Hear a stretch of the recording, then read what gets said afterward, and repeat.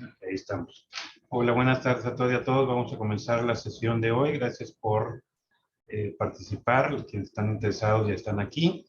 Y sobre todo, bueno, también hay que se apuntaron tanto Jesús como Guillermo, y Margarita ya había comentado desde la vez pasada que ya podía participar. Entonces ahí también le pedí que nos apoyara, y el día de hoy vamos a platicar un tema que habían estado proponiendo. Aquí lo que se me hace medio raro es que luego hay quien propone el tema y ese que propone el tema no se aparece para querer exponerlo o empezarlo. Entonces, digo, pues, como que sería como lo más lógico. Yo lo propongo y yo lo promuevo y empezamos todos, ¿no? Pero bueno, vamos a comenzar la temática como habíamos platicado, que habían propuesto en su momento. Primero veían si, o la propuesta inicial era si se podía reclasificar el hecho delictivo después de la vinculación. Luego ya como lo planteamos o se planteaba era no solamente después de la vinculación, es decir, si en materia oral acusatoria aquí en México, particularmente aquí en México, pues se puede reclasificar la figura delictiva como tal una vez que ya ha sido fijada en el auto de vinculación a proceso, ¿no? En diversas etapas o en otras etapas. Por eso lo puse ahí también en su momento en el grupo como de la audiencia inicial, porque en otros países no tienen la etapa de vinculación, tienen la inicial, pero no tienen la vinculación. Entonces también para que se extendiera un poquito más en esa parte. Vamos a trabajar como lo hemos estado haciendo las sesiones anteriores, vamos a dar unos 7 minutos más o menos para exposiciones. Sé que es poco tiempo, sé que es muy sencilla, pero la idea es para que podamos participar la gran mayoría de los que estás y los que estamos aquí. Y yo voy a ir midiendo la cuestión de los tiempos. Vamos a comenzar, si te parece, contigo, Jesús. Empezamos contigo, Jesús. Y luego vamos con Margarita. Y después de Margarita vamos con Guillermo, ¿no? Y bueno, ya una vez que terminen ellos tres, hacemos comentarios los demás, podemos plantear cuestiones, preguntas y demás. Muy bien, Jesús, gracias. Adelante. Hola, ¿qué tal? Buenas tardes, ¿me escuchan? ¿Sí me escuchan? Y fuerte y claro. Ok. Sí. Muy bien.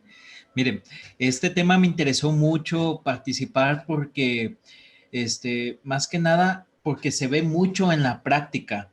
Y también el mismo Código Nacional hay unas cuestiones sobre la reclasificación jurídica que todavía no están regulados. Por ejemplo, pues se conoce que, si bien es cierto, voy a mencionar sobre en qué momento se puede reclasificar los delitos. Pues primeramente tengo que hacer mención, en el auto de vinculación a proceso se fijan hechos y la clasificación jurídica preliminar bajo el estándar de una probabilidad que el imputado participó y que se establece el hecho en base a datos de prueba. En la investigación complementaria, pues el Ministerio Público, ya después de investigar los 6 meses que tiene, pues en este caso presenta una acusación. En la acusación es donde es el momento, es un momento procesal donde se puede reclasificar el hecho que fue motivo de la vinculación a proceso. Eso está dentro del mismo Código Nacional de Procedimientos Penales. En la práctica es muy raro que lo reclasifiquen, es muy raro. Incluso en la acusación, el código no te maneja si la clasificación puede ser gravosa o más reducida en cuanto a la clasificación jurídica, y no te lo regula. Actualmente han salido jurisprudencias de que puede ser una clasificación jurídica gravosa o disminuida, pero solamente los temas de la vinculación a proceso. Pero aquí ya estamos hablando de otro momento procesal, que es la acusación que hace el agente del Ministerio Público. De igual manera, se supone que el Ministerio Público hace una investigación a fondo. En la investigación complementaria, complementa su investigación y llega a una conclusión de que con cierto cúmulo de pruebas, medio de prueba, perdón, se va a ir a un juicio oral a comprobar su teoría del caso. Pues por ende que la reclasificación jurídica que está dando la acusación, pues se debe de entender que es una reclasificación jurídica definitiva, porque le está dando finalidad a la investigación y el Ministerio Público llegó a esa conclusión que se cometió un hecho y que en este caso tiene bien definido cuál es el delito. ¿Sí? Ese es el momento definitivo que a mi criterio tiene que prevalecer. Ahora, existen otros momentos procesales según el Código Nacional donde se puede reclasificar el delito materia de los hechos.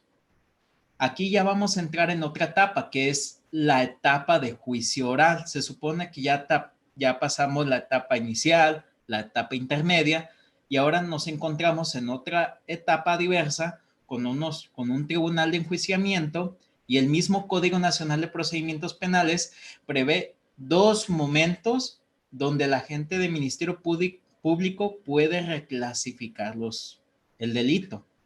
En este caso, se reconoce en el mismo código que un momento procesal es en el alegato de apertura.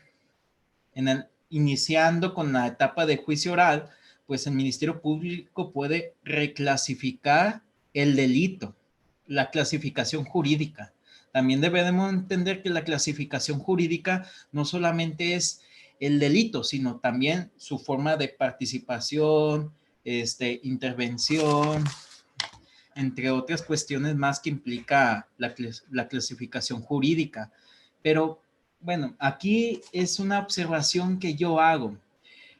En el Código Nacional no hace una distinción si esa reclasificación jurídica puede ser más gravosa o menos lesiva a la clasificación jurídica que se encuentra en el auto de apertura a juicio oral.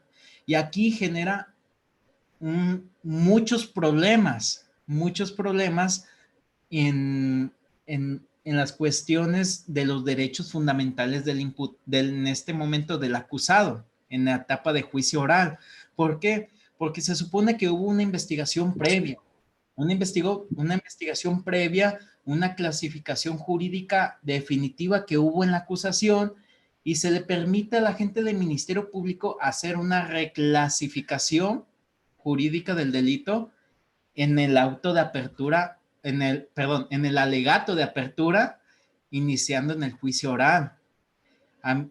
Aunque no lo mencione en el Código Nacional, yo considero que esas reclasificaciones jurídicas no pueden ser más gravosas de las que se encuentran en el auto de apertura a juicio oral, porque de serlos así, estarían violentando la seguridad jurídica, incluso hasta la defensa adecuada, en este caso, que puede ejercer el acusado en relación a los hechos que se le están acusando. Lo mismo va para los alegatos de clausura, porque en sí la investigación tanto del agente del Ministerio Público, así como también del asesor victimal y como el imputado, pues ya del acusado, pues ya acabó. O sea, ya no pueden, aunque el Código Nacional te menciona que puedes ofrecer más medios de prueba para ofrecerlos en la etapa de juicio oral cuando existe una reclasificación, pero en sí ofrecer un medio de prueba no nada más es ofrecer. O sea, previo a ofrecer un medio de prueba requiere hacer una investigación, conseguir antecedente de investigación para poderlos ofrecer y desahogar conforme a las reglas del Código Nacional, porque ya no... Un minuto, Jesús, perdón, un minuto. Ok. Y pues en conclusión, esos son momentos que se pueden reclasificar por parte de la gente del Ministerio Público, pero ya aquí lo que sí me gustaría resaltar, que esas reclasificaciones jurídicas, a mi criterio, tienen que ser condicionadas, y esto aunque no lo menciona el Código Nacional, esto siempre tiene que estar regulados, respetando los derechos humanos del acusado, porque en sí no te regula si puede ser gravosa o disminuida, y no se puede interpretar las normas en perjuicio del acusado. Por lo tanto, esas reclasificaciones jurídicas solamente pueden ser menos lesivas, lo menos lesivas posibles, que en este caso, que los señalados en el auto de apertura. Y ya en cuanto a la sentencia, aquí en Nayarit se han manejado reclasificar los delitos en sentencia hasta la última parte del proceso. Por esa parte sí yo lo veo mal, porque ya están tomando un criterio propio los juzgadores, en este caso el Tribunal de Enjuiciamiento, en reclasificar en este caso el delito sin previo aviso al acusado. Y esto se maneja muy común aquí en el estado de Nayarit, que reclasifican el delito en sentencia después de alegatos de clausura. Y esas prácticas, por lo menos aquí, yo no estoy de acuerdo que se estén haciendo de esa forma, porque sí violan derechos fundamentales. Creo que me excedí del minuto, ¿eh? Sí, ya llevas como 10 minutos más. Bueno, vamos a pararle ahí. Gracias, Jesús. Ahorita retomamos los puntos que ha estado planteando. Ahora vamos con Margarita. Margarita Zapata, te escuchamos. Gracias. Buenas tardes a todos y a todas. Pues bueno, 6 minutos. Ponme ahí tu reloj. Ya empezó.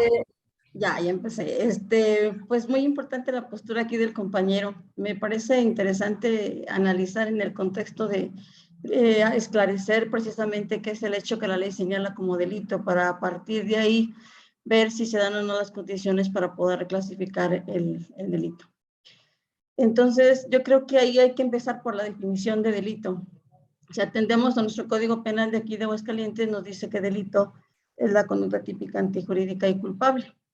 Sin embargo, el artículo 405 del Código Nacional pues incorpora parte de la dogmática jurídica penal e interpretando a contrario sensu el artículo 405, obtenemos...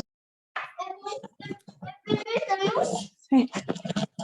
A ver, Margarita, dejamos de escuchar. ¿Pueden los demás apagar sus micros?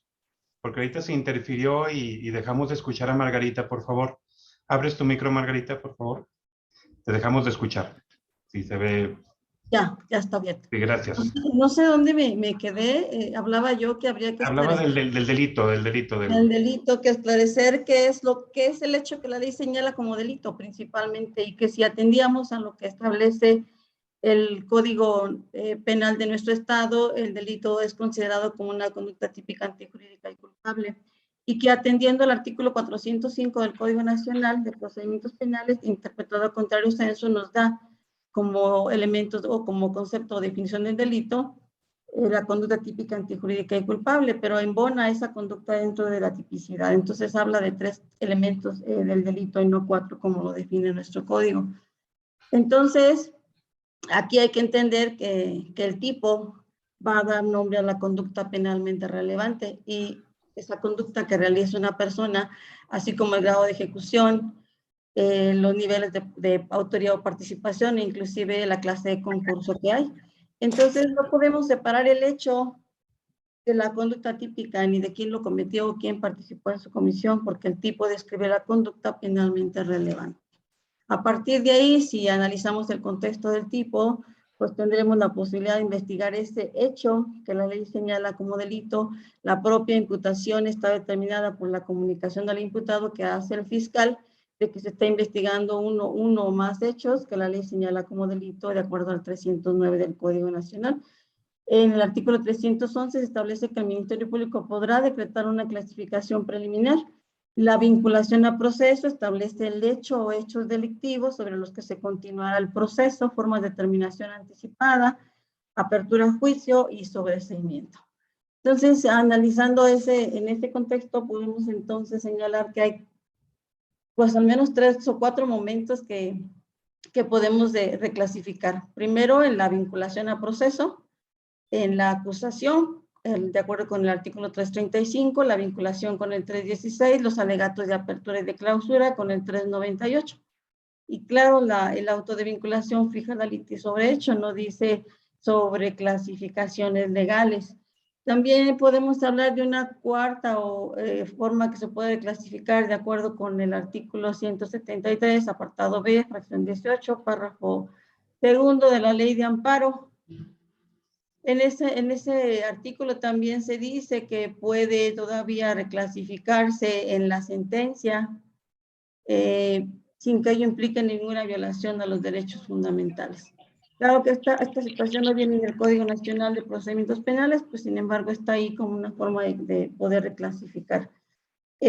Por ahí también hay un registro, el registro en 21.19.538, donde nos dice precisamente que también se puede reclasificar el hecho que la ley señala como delito cuando se haya detenido a una persona en caso de flagrancia y esta sea llevada ante el juez, puede en el momento en que formule la imputación reclasificar el hecho por una conducta diversa a la cual se llevó a cabo la detención. En el registro 2021-559 también la protección de tesis 17/19 nos dice que el juez de control puede modificar la clasificación jurídica de los hechos con apariencia de delito, que incluso puede agravar la situación del imputado, pero eso sin embargo no puede considerarse como algo que pueda vulnerar derechos fundamentales. Entonces, partiendo de esas situaciones, es que en la práctica, bueno, pues se reclasifica desde el momento que se formula la imputación, incluso a veces cuando no había personas detenidas, me tocó conocer algunos asuntos donde el Ministerio Público solicitaba la audiencia inicial por un delito y al final imputaba por otro, inclusive agravando la situación jurídica del imputado.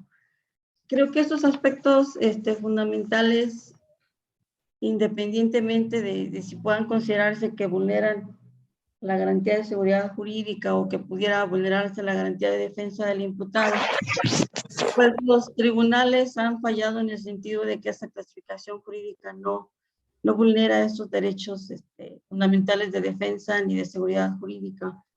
Hay que visualizarlo desde ese aspecto, porque partiendo de la base de que el hecho que la ley señala como el delito no habla de ninguna manera de la clasificación jurídica, claro, siempre y cuando esa clasificación jurídica que se haga no varíe los hechos, porque si varía los hechos y le agrega otras cuestiones, pues ahí sí ya estaría en una violación a los derechos fundamentales.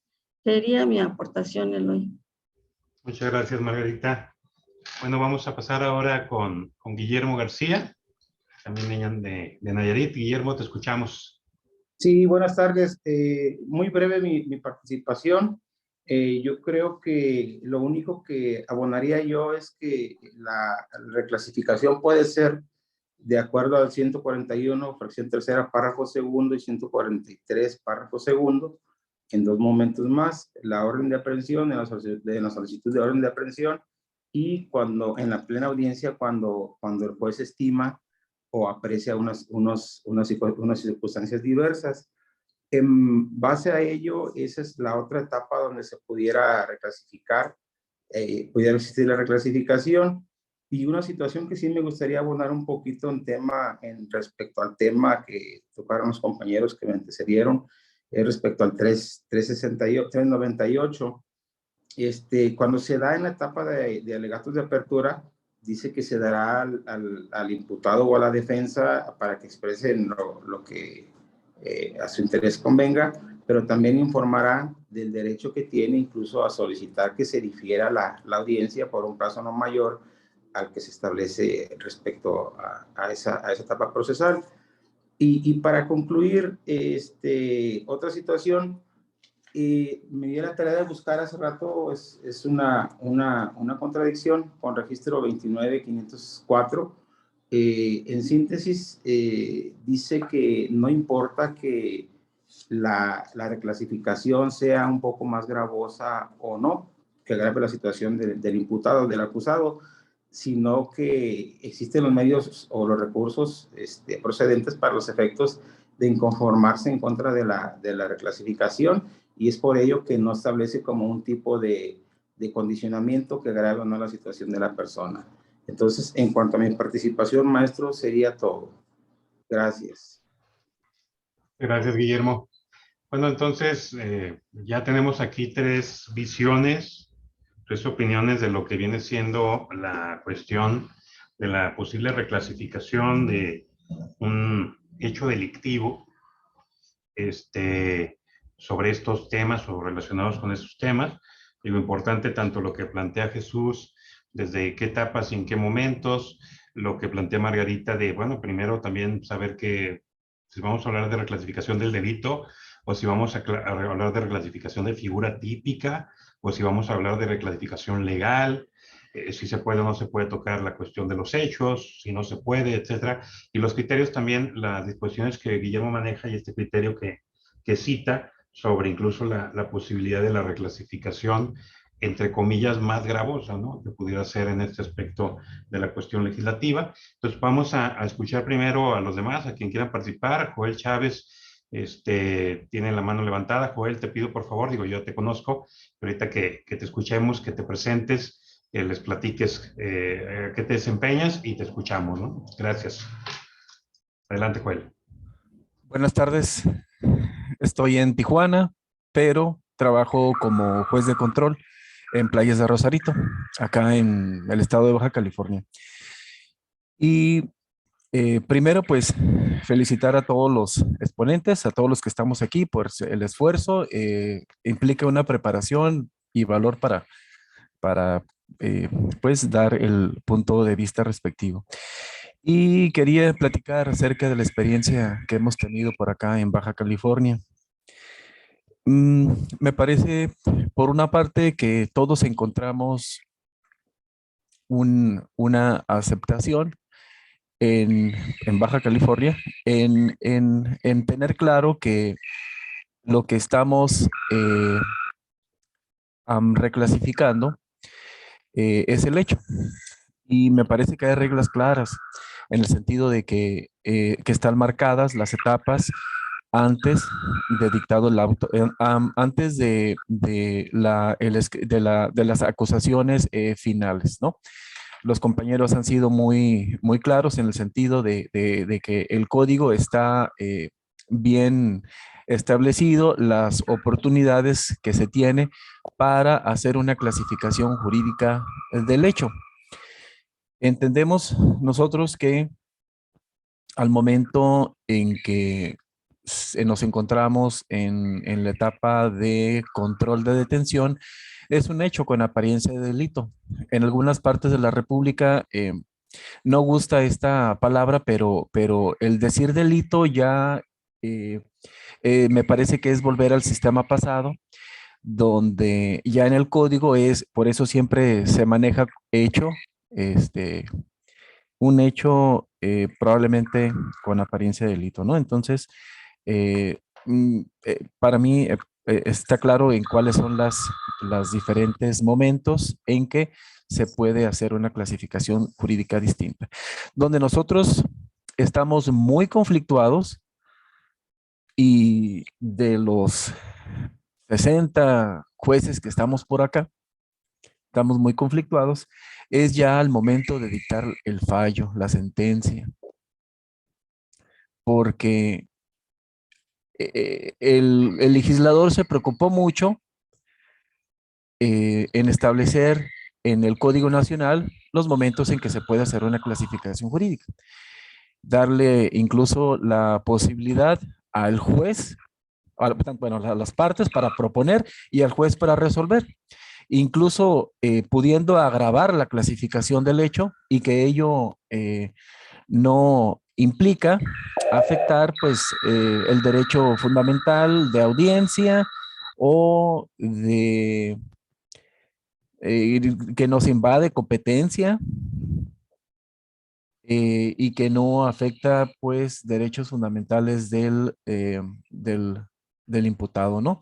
Pero ¿qué pasa entonces cuando ya el Ministerio Público, después de un juicio, en unas conclusiones, nos promete? Me he encontrado con este problema ya muy serio, sobre todo en los homicidios calificados en grado de tentativa. Entonces, estamos hablando de cierto estándar que se debe de cumplir. ¿Qué pasa si no cumple? ¿El juez qué va a hacer? Porque tenemos quedó demostrado, por lo regular siempre queda demostrado una conducta y el resultado. Lo que está en tela de duda, pues es la intención, ¿verdad?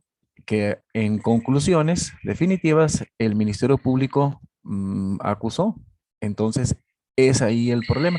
Yo no lo he visto tanto en el problema como, por ejemplo, en los delitos contra la salud, porque en todo caso, pues, hay una promesa del Ministerio Público en las conclusiones de decirle al juez que quedó evidenciada una posesión, la existencia de la droga, las circunstancias de modo, tiempo y lugar en que se efectuó esta posesión, y lo único que se le adiciona, pues, la finalidad. Bueno, entiendo que si no queda demostrar esa finalidad, pues habría una variación de grado y que ya se pueda sostener, ¿verdad? Así lo he hecho yo, pero sí, quisiera yo escucharlos qué piensan ustedes para alimentar, reafirmar criterio o hacer nuevas reflexiones. El juez tendrá que absolver, por ejemplo, en delitos como homicidio en grado de tentativa, violación en grado de tentativa, que son los ejemplos que se me vienen a la mente a los cuales yo me he tenido que enfrentar, ¿verdad? Porque toda decisión que tome el juez, pues traerá consecuencias, ¿no? Por una parte tenemos la cuestión técnica, por otra parte tenemos la cuestión de la impunidad. Eh, Esa es la aportación que yo quiero hacer. Gracias. Muchas gracias, Joel. Bueno, ya escuchamos también aquí la experiencia, digo, muy nutrida, y qué bueno que nos comparte esa parte, Joel Chávez, desde Baja California, en su visión como juez penal.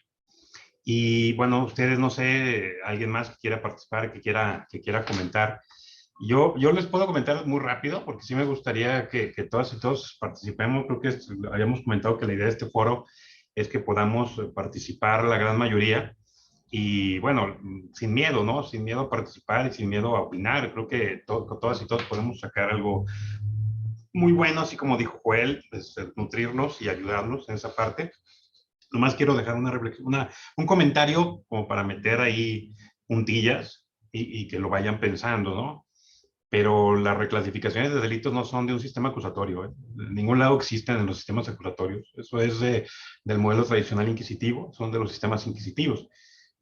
Si decimos que nuestros modelos acusatorios son acusatorios adversariales y supuestamente andamos alegando que el juez es imparcial y que el principio dispositivo y que cada parte tiene que pedir y que tiene muy técnico, pues en ningún lado habría cabida de poder andar reclasificando figuras jurídicas, ¿no? Imagínense, perdón por el ejemplo, pero ya hay que hacerlo y hay que plantearlo. Imagínense presentar una demanda civil, familiar, mercantil, con una acción y luego en los alegatos después de la audiencia diciéndole al juez, no sabe qué, me equivoqué, no es esa acción, es esta, entonces reclasifíquela, ¿no? Y que el juez de un proceso realmente dispositivo, acusatorio adversarial, como son los civiles, mercantiles y demás, anduviera reclasificando y moviendo porque las partes se lo piden, ¿no? Entonces yo nomás lo dejo ahorita en la reflexión, pero eso es por encima, o sea, del ámbito emocional. Ahorita vamos a la cuestión jurídica y escuchamos a los demás. Alex, te escuchamos. Alex Varela. Gracias. Es muy interesante lo que están comentando de la reclasificación jurídica de los hechos. Por ejemplo, aquí en Aguascalientes, la experiencia que hemos tenido, bueno, particularmente yo, no solamente pasa que luego el fiscal lo reclasifica en las etapas que bien señaló la maestra Margarita Zapata Vallejo, sino que, bueno, me pasó en una ocasión en donde se planteó una suspensión condicional del proceso por parte de la defensa. Y bueno, ellos argumentaban el tema de no tomar en cuenta unas calificativas. El punto es que aquí, bueno, al final de cuentas el juez reclasificó el hecho y de un robo calificado lo manejó como un robo simple, siendo que en el hecho se manejaban calificativas de violencia y un asalto a un lugar público, ¿no? El punto es que nosotros después presentamos la apelación y de esa apelación que presentamos, el Supremo Tribunal revocó esa concesión de la suspensión, argumentando precisamente que se debe de continuar, se tiene que tomar primero que nada en cuenta el hecho delictivo, y los hechos delictivos también deben tomarse en cuenta lo que son las calificativas, sus agravantes y atenuantes. En este caso, pues lo que se está manejando en Aguascalientes es esa parte, y yo concuerdo con ustedes en el sentido de que pues no debería de existir como tal una reclasificación, puesto que eso es directamente una violación a un derecho fundamental del imputado, porque a final de cuentas debes de tener una certeza y seguridad jurídica de lo que se te está investigando, de lo que te voy a acusar y de lo que en su caso pues vamos a llevar a un juicio. Y bueno, pues desafortunadamente no pasa así. Si aquí en Aguascalientes lo reclasifican los jueces, a veces también lo hace el Ministerio Público, y yo sobre todo he visto que también lo hacen en la etapa, al momento de presentar o de formular la acusación. Ha habido veces que, por ejemplo, delitos de privación ilegal de la libertad los reclasifican a secuestro, es decir, los agravan, pero como bien ustedes lo han dicho, pues no existe como tal un fundamento en el cual se pueda agravar. Yo también soy de esa idea en la cual se debería de reclasificar, pero únicamente sí y solo si es más benéfico para el imputado, porque a final de cuentas lo que se va a buscar por parte del proceso penal, digo, tomándolo en cuenta de forma periférica y en conjunto de todos, pues lo que va a buscar a final de cuentas la víctima pues es la reparación del daño integral. Entonces, si una persona es sentenciada o llevada a un proceso por un hecho delictivo diferente, aunque no sea gravoso como se planteó en un primer término, pues a final de cuentas el efecto va a ser lo mismo para la víctima. Y precisamente lo que se busca, como usted lo dice, maestro Eloy, pues es que el sistema sea acusatorio y evitar este tipo de vicios. Eso es mi aportación. Muchas gracias. Muchas gracias, Alex. ¿Alguien más quiere comentar sobre lo que han platicado aquí las compañeras y compañeros en este contexto? Digo, sí, es que la práctica efectivamente en algunos estados se permite. Yo en materia federal no lo he visto.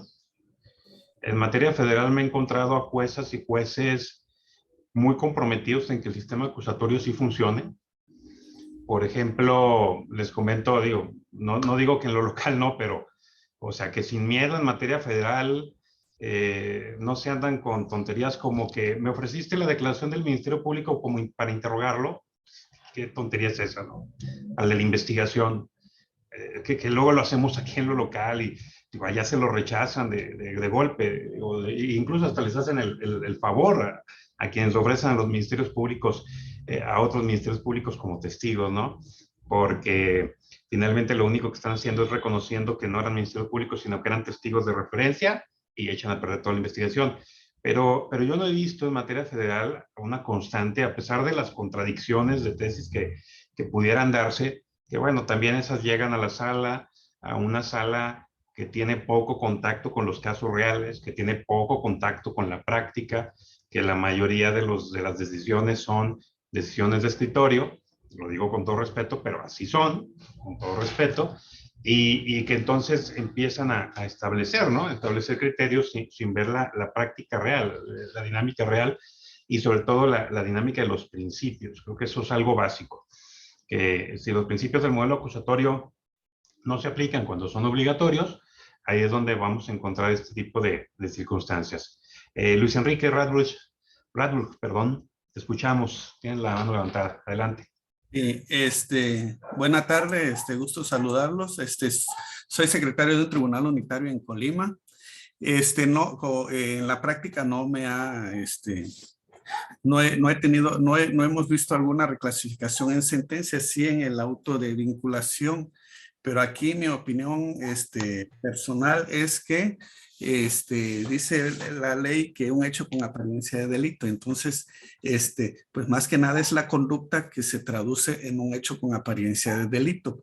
Considero que sí es posible la reclasificación, incluso en sentencia, porque esa conducta puede ser apreciada con una denominación que no es correcta y una tipicidad que puede ser no la exactamente aplicable, ¿sí? Si el Ministerio Público describe la conducta o el hecho de manera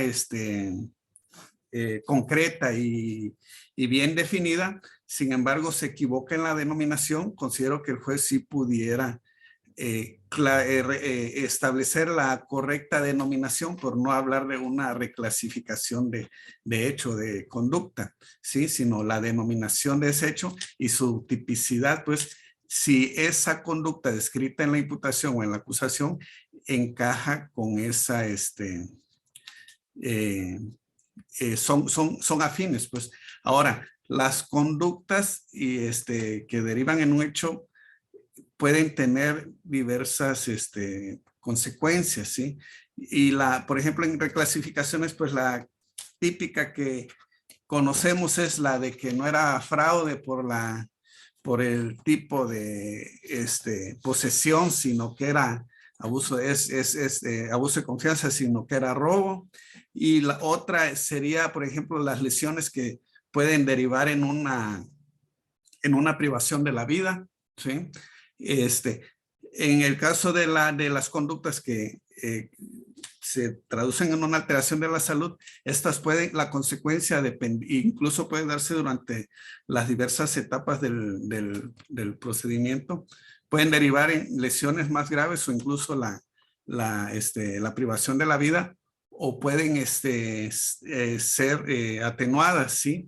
Entonces, eso implicaría que al momento de establecer ya sea el hecho probablemente delictivo en la etapa de vinculación o la sentencia en el caso de la audiencia de juicio, pues sin variar esa conducta o ese hecho que se describe, sí se cambie la correcta tipicidad o el encuadramiento de esa conducta en la norma que se estime que es la adecuada, pues, ¿sí?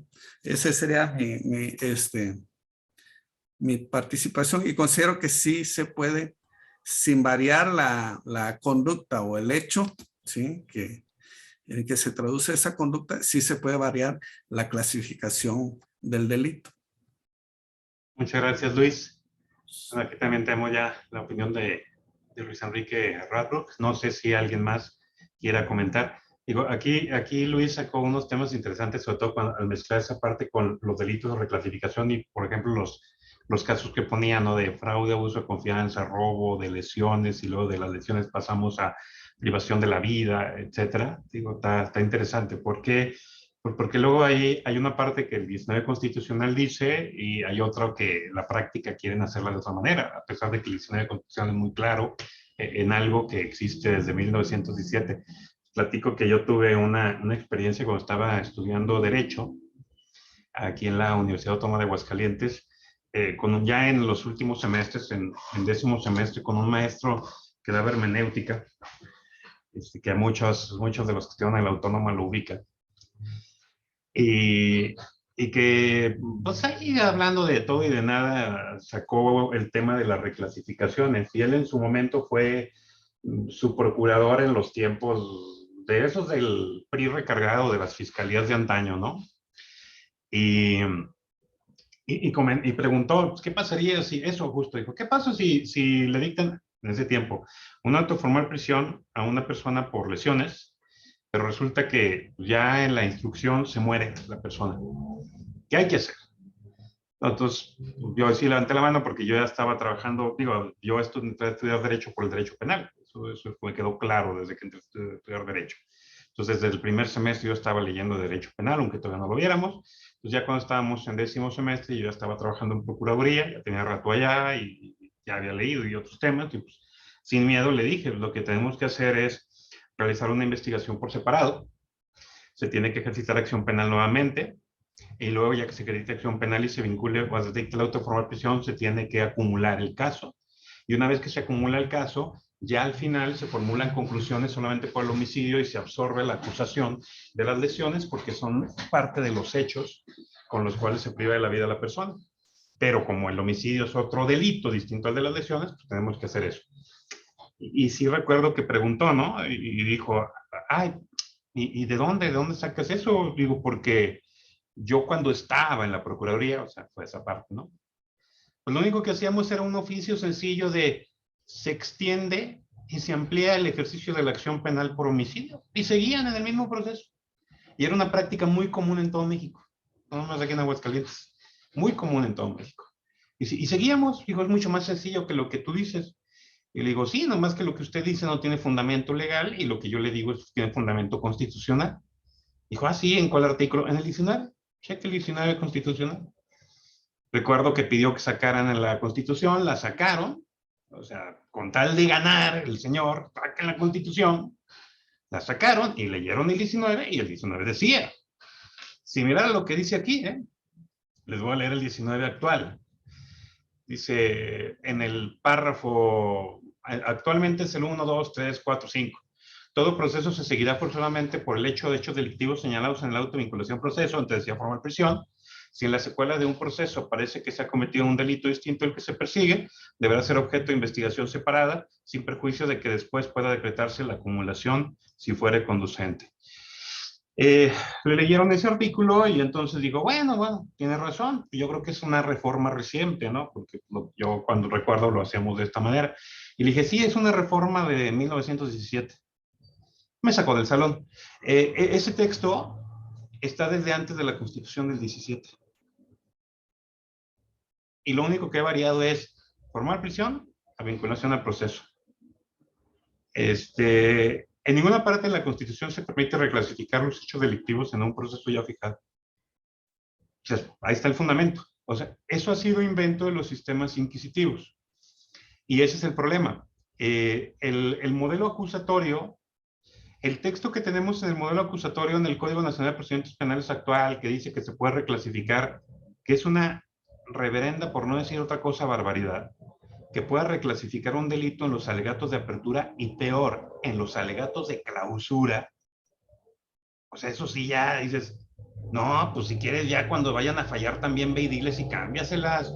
Total, si quieres ganar MP, va a ganar el MP. O sea, si lo que quiere el Estado es que gane el Estado, pues que reclasifique las veces que le dé su gana, ¿no? Y que los ciudadanos queden bailando. O sea, que el proceso no sirva para nada porque el MP va a poder estar reclasificando cada que quiera. O sea, véanlo en esa perspectiva también, ¿no? Pero bueno, en el tema, ese articulado del Código Nacional de Procedimientos Penales, búsquenlo a ver qué parte del Código Procesal Penal modelo para Iberoamérica, de los códigos procesales realmente acusatorios, encuentran una reclasificación de ese tipo. No la van a encontrar en ningún lado. Eso lo copia Nuevo León y lo copia Chihuahua de los códigos procesales inquisitivos, cuando sus códigos permitían en las conclusiones reclasificar. Lo que leyó Margarita de la ley de amparo, que está en el artículo, bueno, en la fracción 18 lo que es el apartado B, que habla de las violaciones procesales del 173 de la ley de amparo. Ese artículo no es nuevo de la nueva ley de amparo, ya estaba en la anterior ley de amparo, pero hablaba de las conclusiones.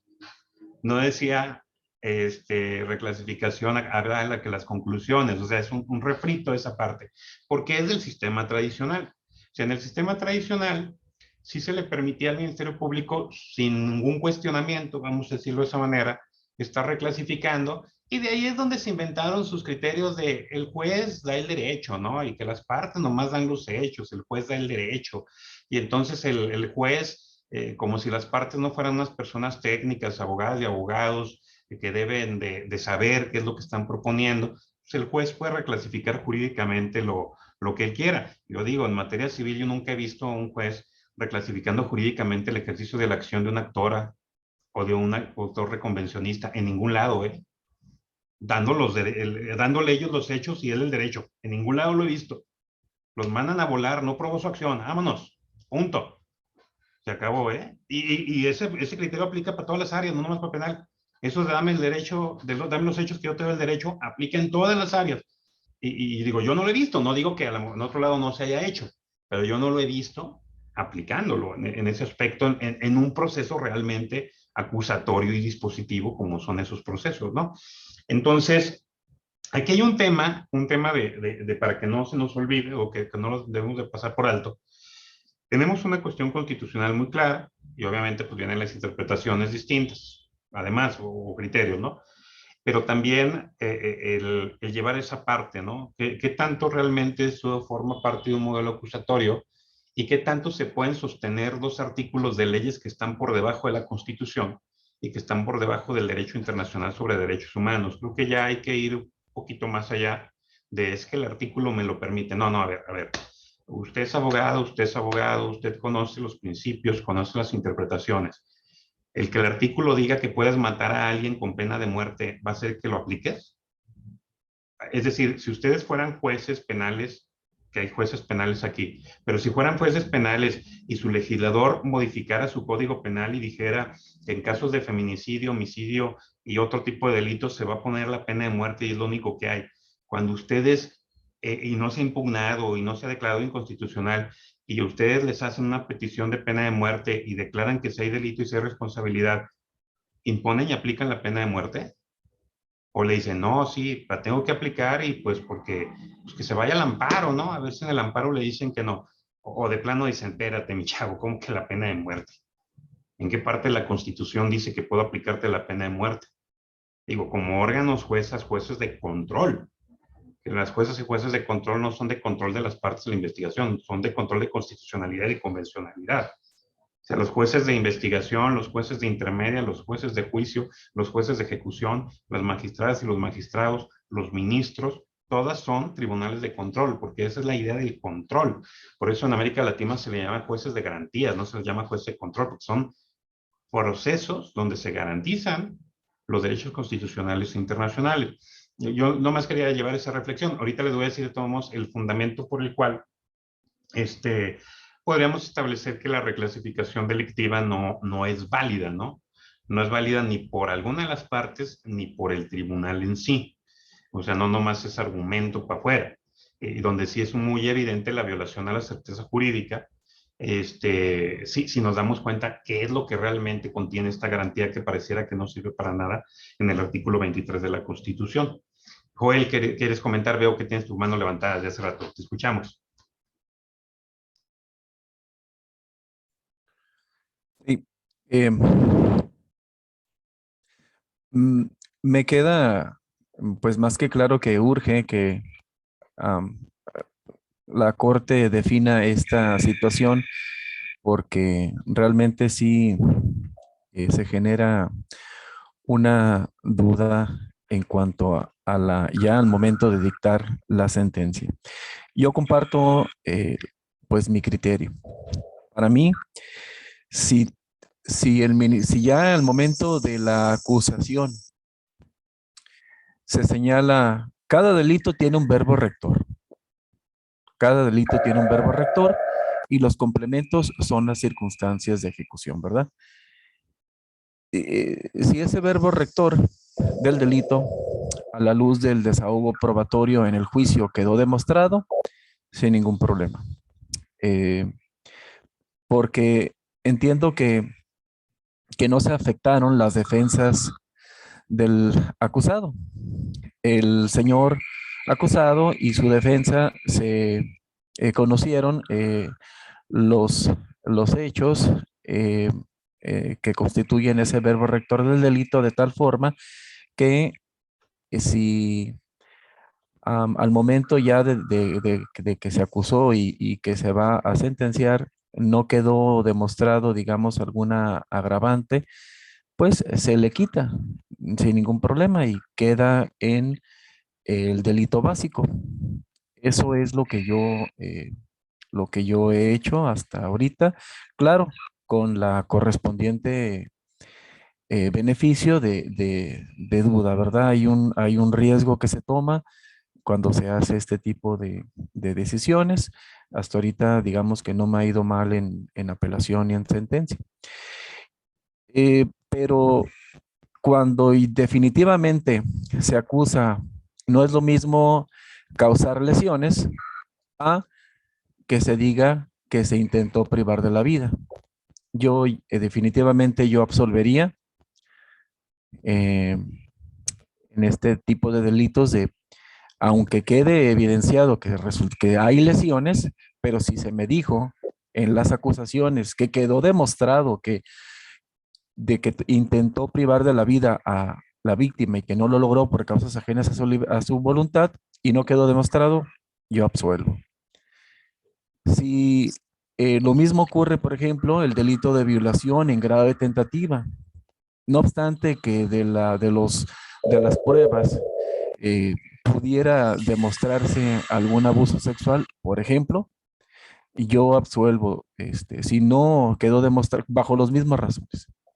Pero yo am, sí he dictado sentencias condenatorias contra la salud, posesión simple, y digo que no quedó, pues, demostrado la finalidad, ya sea de suministrar o de venta, ¿verdad? O algún robo, pues condeno con lo básico. Me parece que pues no afecta la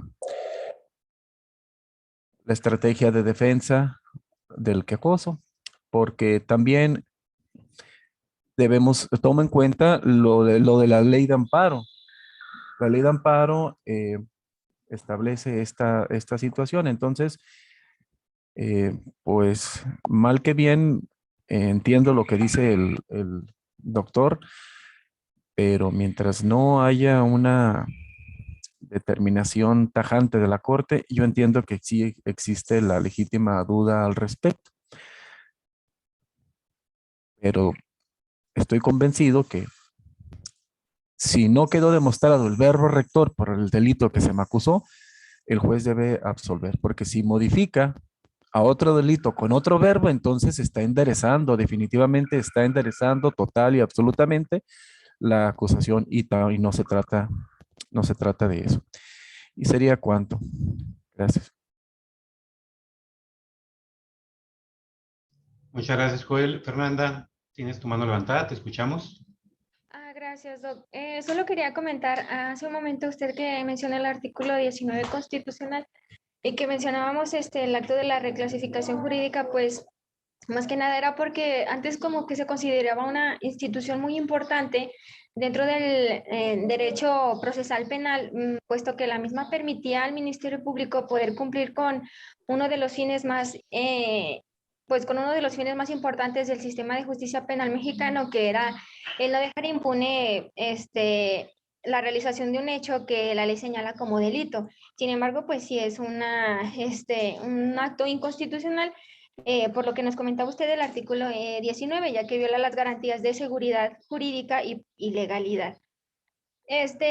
También se comentaba así como, estuve leyendo un poco y como que también se optaba por hacerlo de esa manera, debido a que se podría decretar una acumulación posteriormente, pero precisamente en el mismo párrafo y en el mismo artículo nos menciona que debido a si posteriormente se decreta una acumulación, pues el mismo párrafo dice no problem, no hay problema, porque aquí mismo te marca pues, que no va a haber ningún perjuicio alguno. Entonces, pues yo digo que no es necesario el acto que viola el artículo 19 constitucional, porque precisamente si posteriormente se decreta una acumulación, el mismo te dice que pues sin perjuicio de que después pueda decretarse la acumulación si fuere conducente. Entonces pues no veo yo la necesidad de violar un artículo que nos habla del debido proceso ni las garantías de seguridad jurídica y legalidad. Gracias, Fer. Bueno, interesantes aquí los planteamientos. Quiero comentarles lo de que les decía del artículo y relacionado con estos temas que están planteando. Aquí hay un punto interesante y creo que en parte ahorita lo tocó Joel y al principio fue con lo que Margarita planteó su participación, que es la cuestión del hecho electivo, ¿no? O sea, ya sabemos que la Constitución maneja los términos mal, ¿no? O sea, desde que maneja que un hecho, el 19 y el 16, que un hecho que la ley señale como delito, las leyes no señalan delitos, las leyes señalan tipos penales. Para que haya delitos necesitamos varios elementos. Para una vinculación, pues, prácticamente no se requieren muchos elementos, se requiere que el hecho posiblemente esté, que posiblemente tenga categoría. El problema que tenemos es que como les dio mucho miedo modificar esa parte de la Constitución, la dejaron igual y entonces estableció que pues, el proceso va a seguir por el delitos establecidos en la vinculación. Desde ahí viene el problema, porque el delito es una categoría jurídica, no es una categoría fáctica. El término delito no es una categoría de hechos, ¿sí? O sea, cuando habla por los hechos establecidos, bueno, dijéramos delito, no hay problema, lo podemos mover, pero dice el artículo, se seguirá por los hechos establecidos en el auto de formal prisión, decía, ahora en el auto de vinculación. Entonces ahí es donde vienen las interpretaciones de, bueno, mira, si son los hechos, pues no hay tanto problema que se reclasifique la cuestión jurídica, porque es una categoría jurídica, tú finalmente te vas a defender de los hechos, y ahí es donde surge, y lo interpretó mucho tiempo la Corte, y hasta ahorita no ha interpretado en contra de eso, la garantía de litis cerrada, que viene del artículo 19 constitucional. Ahí tenemos el primer problema, porque pues, la litis en un sistema acusatorio no se puede fijar en una vinculación, la litis se fija en la acusación. Ahí es cuando se fija la litis. Bueno, la litis del Ministerio Público, o la versión, porque la litis se fija en la intermedia, en el auto de apertura, o sea, en la audiencia intermedia fija la litis el juez, se fija en el auto de apertura y es con lo que vamos a juicio, ¿no? Pero comienza, vamos a decir, a fijarse la litis a partir de la acusación del MP, luego vendrá la defensa y expondrá sus defensas. Me han dado cuenta, a lo mejor por escrito no, pero el mismo código establece y las audiencias intermedias se le pregunta al defensor, ¿qué defensa tiene o qué excepciones tienes? O sea, ¿cuál es tu litis? ¿Cuál es tu controversia? De hecho, a mí, honestamente, yo no entiendo cómo se les permite a defensores que digan, ninguno, me reservo mi defensa. ¿Cómo que te reservas tu defensa, güey? O sea, ¿cómo que no tienes defensa o excepciones? Entonces, ¿a qué vamos a juicio? Si no hay litis, ¿a qué vamos a juicio? Es un principio básico en los modelos. Vamos a audiencias cuando hay debate. Si no hay debate, no vamos a audiencia. Entonces me lo voy a reservar. ¿Dónde dice que te lo puedes reservar? Les digo, las malas interpretaciones, el miedo a afectar a la defensa y cosas por el estilo. Y que también en el alegato de apertura también hay unos que llegan y se reserven sus derechos a alegatos de apertura. Los alegatos de apertura no es un derecho, es una obligación. Entonces, sí, Chemel, la defensa pasiva no significa no hablar. La defensa pasiva es trabajar con la misma información que tiene el Ministerio Público, pero hay una estrategia. O sea, mi defensa pasiva puede decir, pues, ¿cuál es mi defensa? Mi defensa es que la prueba que tiene el Ministerio Público es insuficiente y es ilícita. Esa es una defensa pasiva. Una defensa activa es afirmar un hecho y probar el hecho, pero en ambos casos tengo que fijar una postura, porque tengo que fijar una litis. Si me preguntan, oye, ¿qué defensas tiene o qué excepciones tienes? Y yo digo, ninguna. Entonces, ¿dónde está la litis, no? A lo que quería, ahorita voy con Joel y con Alejandra, que levantaron la mano, ahorita los escuchamos, nomás quiero también terminar mi idea, que ahorita estamos escuchando las ideas, ¿no? O sea, más que esa parte. Yo lo que me refería aquí con esto es, en el momento en que se fija la litis del hecho, o la cuestión del hecho, ahí es donde viene todo el tema de si se puede modificar o no se puede modificar. Creo que por lo menos, todas y todos los que estamos aquí, por lo menos, salvo que haya una opinión contraria y es válida, coincidimos en que los hechos no se pueden variar. Coincidimos en que los hechos no se pueden modificar. O sea, pues tienen que ser los hechos que se investigaron, los hechos que se fijaron, los hechos con los que vamos a juicio. No se los pueden variar. Eso creo que coincidimos todas y todos. El tema que les quiero proponer a la reflexión es, a ver, cuidado. Pero ya estamos en un proceso que se inició con una acusación. Y que la acusación, como dije, fija la postura y la versión. Ya no fija los hechos, ya fija la versión del Ministerio Público, que es muy distinta a los hechos. Una cosa son los hechos y otra cosa son las versiones que se van a defender en juicio. Y viene una versión de la defensa. Entonces, ya dejamos a un lado el tema hechos simples, porque para juicio no vamos a ir a probar hechos, para juicio vamos a ir a probar delitos. El mismo Código Nacional lo dice. O sea, ustedes vean la parte de la sentencia y dice lo que tiene que analizarse.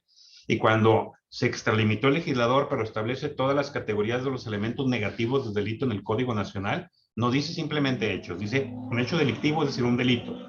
Tu juez tienes que valorar la existencia de un delito o no. Y un delito, como bien lo dijo Margarita en su momento, pues una conducta típica, antijurídica y culpable, pues tiene una parte fáctica, efectivamente, la conducta, pero no es una simple conducta, es una conducta que encuadre, una conducta que coincida con el tipo. Cuando la conducta es típica y tenemos el primer elemento que es tipicidad, eso es lo que incluso está interpretado por la Corte cuando se estuvo peleando con el cuerpo del delito y los elementos del tipo y demás, es lo que se le llama el hecho punible, porque ya el hecho delictivo es el hecho punible antijurídico y culpable, que son los otros dos elementos restantes. Y el hecho punible se compone de una conducta, nexo, resultados y factores existenciales. Es decir, necesitamos una acción u omisión, un nexo en esa acción o omisión, resultado o resultados de esa acción o omisión, y eso ya implica también incluso las formas de intervención. Y el nexo de un autor no es el mismo nexo que de un cómplice, no es el mismo nexo que un encubridor, etcétera, cambia, ¿no? Al igual que el nexo de una alteración a la salud no es el mismo nexo que una privación de la vida, por ejemplo, que ahí sí es muy visible, vamos a platicarlo así, ¿no? Y entonces ya no tenemos simple hechos, ya tenemos hechos delictivos o hechos punibles. Y cuando tenemos hechos punibles hay que tener cuidado, porque miren, ahí les va. Bajémonos un poco y vamos al ámbito de los litigantes. Resulta, se los pongo en práctica, tal. Acusan a una persona, la clásica, ahorita lo plantearon, incluso Luis Enrique lo comentó como ejemplo. Y hubo mucho tiempo, y a la fecha sigue habiendo problemas, aunque se resuelven para mí en forma muy sencilla, digo, explicándose en forma muy sencilla, todavía sigue habiendo muchos problemas en ese punto. Una persona es cajero del Oxxo, y entonces empieza a sacar dinero de la caja del Oxxo y pone los arqueos con menos dinero y empieza a sacar, lo cachan al tercer día y ya lleva 50,000 pesos entre los 3 días. Y entonces inician la investigación y el Ministerio Público formula la imputación y dice, es abuso de confianza. ¿Por qué? Porque se le entregó la tenencia, Manuel Dominio, el dinero que era del dueño del Oxxo, y entonces lo dispuso porque su finalidad pues nomás era contar, hacer los vouchers y entregárselo, y al llevárselo lo dispuso para sí. Está bien, vinculación a proceso por abuso de confianza. O sea, si yo llego como defensor y a mí me le dicen a mi cliente, le imputamos el abuso de confianza, y le digo a mi cliente, ¿sabes qué? Nos vamos a quedar calladitos y en 6 meses te voy a sacar. Así, defensa pasiva. Esa es verdadera defensa pasiva. ¿Sabe qué? Nada que manifestar, señoría. No hay elementos, pero usted resuelve. Vincula proceso. Lo vincula. Vale. Acusación, abuso de confianza, a todo dar. Y entonces, yo ofrezco como medios de prueba pues, testigos que demuestran que mi cliente pues, era cajero. Fíjense cómo no estoy negando, testigos que demuestran que mi cliente era cajero, testigos que sí, manejaba el dinero, le llegaba y hacía esas partes también. Me aprovecho de la prueba que tiene el Ministerio Público, en decir, este güey de OIPA que está ofreciendo testigos de eso, le está echando la mano el MP. Y entonces vamos al juicio porque no quiero ningún arreglo y no queremos ni abreviado, y vamos al juicio y el MP viene sus alegatos de apertura, abuso de confianza, trae sus pruebas, desahoga, yo interrogo y saco todos los elementos que me dicen que mi cliente era cajero y que tenía contacto con la lana. Obviamente no me meto que si tuvo contacto con esa lana ese día, pero que era cajero y que era cajero y que era cajero y la lana y demás. Clausura y el MP abuso de confianza, y pues yo le digo en los alegatos de clausura al ministerio, al juez, ¿sabes qué? Tienes que absolver a mi cliente. ¿Por qué? Porque no es abuso de confianza. Mi cliente no tenía la tenencia. A mi cliente, el Oxxo nunca le dio, el dueño del Oxxo, el representante legal del Oxxo, nunca le dio una cantidad de dinero, de fajos de dinero específica. No hubo un contrato, porque todos los abusos de confianza son contratos. No hubo un contrato ni verbal ni ningún tipo de que le diera el dinero, este dinero, para un fin directo e inmediato. Al contrario, ese dinero se lo daban los clientes del Oxxo que llegaban a comprar. Entonces él no tenía una posesión derivada del Oxxo, tenía una posesión precaria que la tenía a su disposición. Entonces prácticamente, tribunal, te estoy diciendo que no hay abuso de confianza. Lo que te estoy diciendo es que será robo, pero estos lo acusaron de abuso de confianza. Y si lo acusaron de abuso de confianza, están acusando por un delito que no van a poder probar. En ese momento el MP abre los ojos y dice en la réplica, en este momento reclasifico a robo calificado.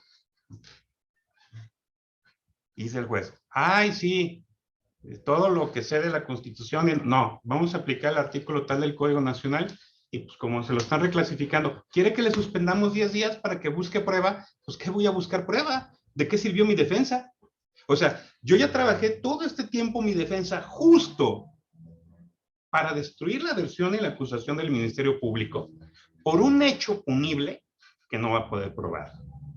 Yo les muestro cómo ese hecho punible no se da y entonces ahora me lo reclasifican a otro. O sea, con el mismo trabajo que yo hice como defensa, con la prueba que yo desahogué como defensa, reclasifican el hecho delictivo para acusar a mi cliente y que igual se quede por robo. Ahí nomás, chéquenlo. Chéquenlo.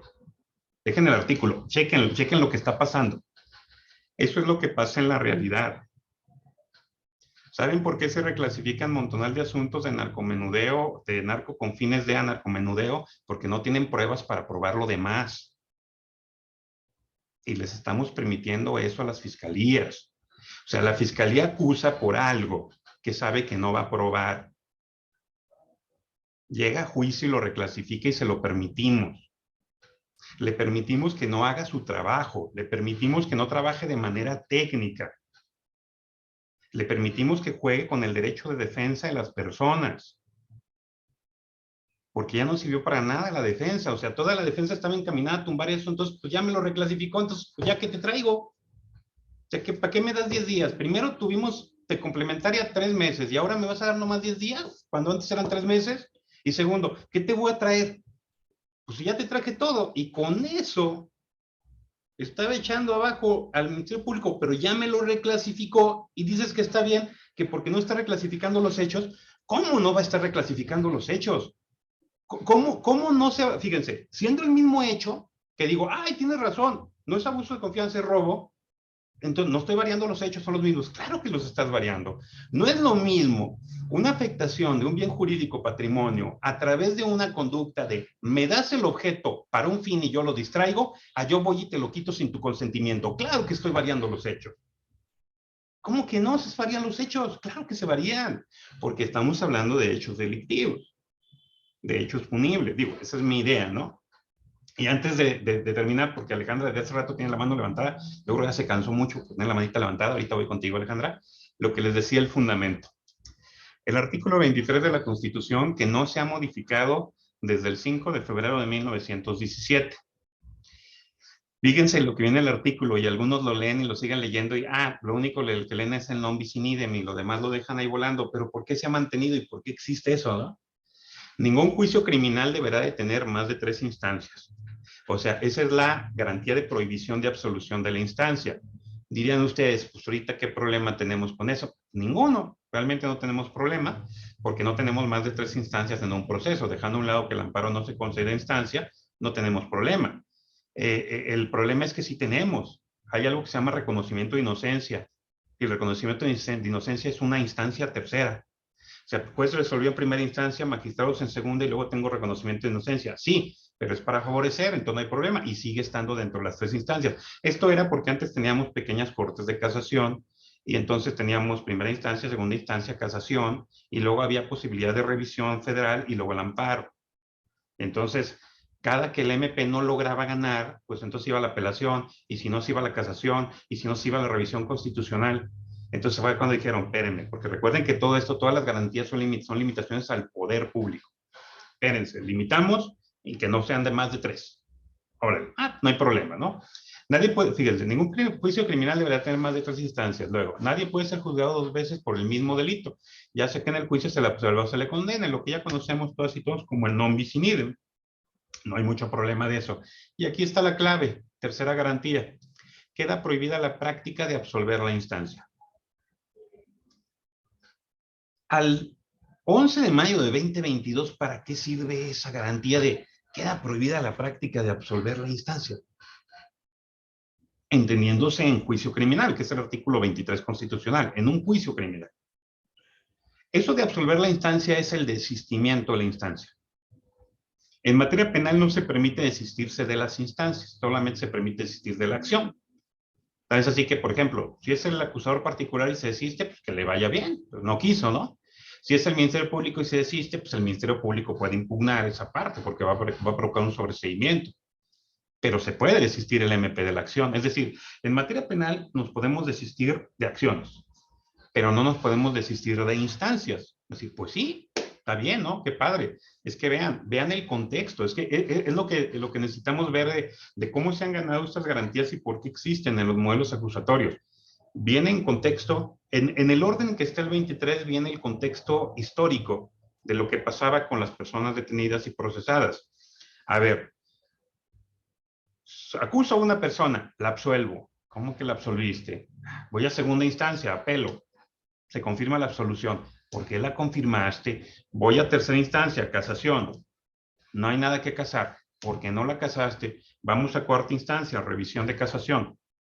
No, pues no hay nada. Ah, no hay nada, pues vamos a una quinta instancia. Hasta que me dijeran, sí, tienes razón, ya me cansé. Revocamos y condena. Ganó el Estado. Dijeron, no, espérense, a ver, no vamos a tener de conejillos de indias, ni a la víctima ni al imputado aquí. A ver hasta cuándo se te antoja a ti ganar Estado. Limitamos, no puede tener más de 3 instancias. Ah, bueno, pues me inventó otra. Recuerden que siempre la cuestión de violador de derechos humanos es bien fácil de evolucionar para la autoridad, ¿no? Por ejemplo, en vez de que se te prohibida la tortura física se prohíbe, pues voy a utilizar tortura psicológica. O sea, en vez de cumplir en no torturar, me busqué otros medios. Y entonces ahí es donde ha estado evolucionando el tema de derechos humanos. Bueno, entonces no me dejas más de 3 instancias, nomás 2, no hay bronca. Nadie puede ser juzgado 2 veces por el mismo delito. No hay problema. Te acuso por abuso de confianza. Ahí viene el defensor y hace argumento. Tiene razón, no es abuso de confianza. Se absuelve. No hay problema. Te vuelvo a acusar por robo. Oye, espérame, pero ya me acusaste. No. El artículo dice la prohibición es nadie puede ser juzgado 2 veces por el mismo delito. No es el mismo delito. Te juzgaron por abuso de confianza. Ahora es robo. Pero ya me diste toda la información con la que puedo fregarte. Vamos al robo. Entonces viene la garantía y la interpretación de la garantía. Decir, espérate, eso del mismo delito no es el mismo delito, es el mismo hecho. Entonces no puedes traer hechos que ya fueron juzgados. Bueno, entonces ya no me das más instancias y ya no me permites volver a acusar por ese mismo delito, aunque no sea el mismo, aunque sí no es el mismo delito, pero porque es el mismo hecho. Bien padre. No sé si se acuerdan los que trabajan en la federal, que hubo un tiempo, en tribunales federales, que hubo un tiempo en que si yo tenía 4 jueces de distrito aquí en Aguascalientes y yo quería que le tocara a mi compadre, presentaba 4 demandas de amparo, una tras otra, porque sabía que una se iba con una con otra y una con otra. Entonces, ya que le tocó a mi compadre, me desistía de las otras 3 y me quedaba con mi compadre. Y entonces la federación dijo, hubo un tiempo, no sé, creo que todavía lo está manejando así, porque a mí me ha tocado. No, ¿sabes qué? Ya en automático el algoritmo. Si el quejoso es fulanito y le toca el primero, todas se van al primero, aunque presentes 10, para que justo no pase eso, que andes jugando con esa parte, ¿no? Y también los algoritmos en lo local tratan de hacer eso, nomás que luego pasan ciertas cosas. Bueno, ¿por qué? Ese era el tema. Formulaba mi acusación, ejercitaba mi acción penal. Me tocó a este mendigo juez que es regarantista, güey. Y ya cuando veía que de plano íbamos a llegar a juicio con las pruebas, así con las pruebas. No sé si se acuerdan de hace poquito el proyecto que tenía la Corte declarada inconstitucional. Omar, ¿qué fue eso? Se dio medio raro, pero bueno, qué bueno que ya se apagó. Que decía, hace poco la Corte resolvió, hace poco estoy hablando, hace como 3 años, 4 años, que tiene la Corte un proyecto para resolver, incluso saca la versión pública, tiene la primera sesión donde dice, sí, esta ley, no me acuerdo si era una cuestión aduanal o de vehículos, es inconstitucional, bla, bla, bla, y lo seguimos discutiendo ya el martes, el jueves vamos a discutir. Y era a través de una revisión que había metido el SAT, y el SAT se desiste de la revisión, y la Corte dice, se desistió de la revisión, entonces queda sin materia. Porque sabían el trancazo que le iban a dar al Estado con eso. Pues es un desistimiento. ¿Qué hacía el Ministerio Público? Lo mismo. Pues ya estoy acusado, ya estoy en juicio, madre, voy a perder. En este momento desisto de la instancia, señoría. No, de la acción no, yo me la llevo. Desisto de la instancia. Déjeme a salvo mis derechos, por favor. Ándale, pues, desista, se acabó, te regresa y no, ya vi todo, perfecciono mi acción y vuelvo. ¿Sí? Ah, pues por eso se prohíbe, por eso quedó este artículo así. Queda prohibida la práctica de observar la instancia para que el Ministerio Público no haga eso. Cuando un Ministerio Público reclasifica los hechos delictivos sabiendo que la información que tiene no le va a ayudar, está haciendo esto. Es una forma disfrazada de desistirse de la instancia, porque yo primero ejercí mi acción y formulé mi acusación por abuso de confianza. Mi acción fue de abuso de confianza. Ahora quiero mantener mi acción, pero la quiero modificar, entonces juego y tuerzo un poquito la norma y ahora va por robo, estoy haciendo un desistimiento como si me la regresas y vuelvo a formular mi acción. Por eso sigue vigente este artículo 23, no crean que se le olvidó al legislador nomás ahí de adorno. Estamos en las reclasificaciones delictivas, sea para donde sea, para arriba, para abajo, es decir, en perjuicio, en beneficio, en mi criterio, en mi idea, en esta parte, lo que estamos haciendo es jugando con el artículo 23 y utilizando la prohibición de absolver la instancia, utilizando nuevas instancias dentro de una misma instancia, de una manera engañosa, con un fraude a la ley, reclasificando hechos delictivos, sabiendo que voy a perder el asunto. Ya si lo reclasifica el juez en sentencia es otra cosa, sería otro tema, platicar de otro tema, que yo también digo, no sé hasta dónde el juez pueda reclasificar, porque estaría rompiendo su imparcialidad. Pero el tema aquí es, ¿puedo estar modificando? Porque miren, ¿desde cuándo podría modificar? Puedo solicitar la audiencia inicial sobre X delito. En la formulación de imputación puedo cambiar el delito. En la vinculación al proceso puedo cambiar el delito. En la acusación puedo cambiar el delito. En el alegato de apertura puedo cambiar el delito. En el alegato de clausura puedo cambiar el delito. ¿Para qué sirve la defensa entonces?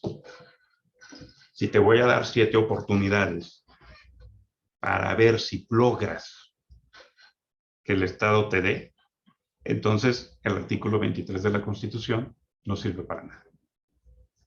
Porque justo por eso está este artículo 23 de la Constitución ahí, ¿no? O sea, yo lo que planteo es eso, o sea, ¿qué tanto realmente cuando se modifica una figura jurídica no se está modificando un hecho delictivo, que es lo que está acusando el Ministerio Público? No está acusando por hechos, está probando hechos, pero está acusando por un delito, por una construcción jurídica, de la cual forman parte los hechos y la figura jurídica como tal, ¿no?